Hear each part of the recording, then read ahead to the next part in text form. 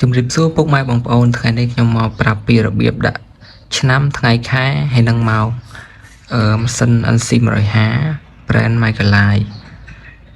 ជាដំបូងយើងចុចប៊ូតុងបិទនេះចុចបិទបន្ទាប់មកយើងចុចអក្សរ M នេះឲ្យជាប់ចុចឲ្យជាប់រងចាំតិចទៅតមកចេញឆ្នាំនេះឆ្នាំ2026ហើយអញ្ចឹងត្រូវហើយយើងចុចអក្សរ M មួយទៀតខែ7ត្រូវហើយអានេះខែមុនមកហើយបន្ថ្ងៃយើងចុចអក្សរ M មួយទៀតដើម្បីដូរមកថ្ងៃនេះថ្ងៃទី20ខែ7អញ្ចឹងយើងដូរមកថ្ងៃទី20មក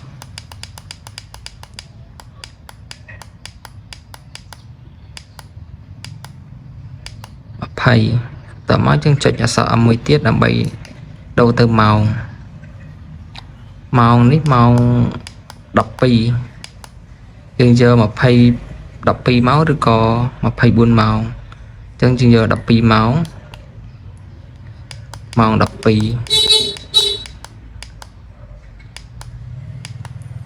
៉ោង12 7នាទីកន្លែងយើងចុចប៊ូតុង M មួយទៀតមកអានេះនាទីឥឡូវម៉ោង12 10នាទីយើងដូរទៅ10នាទី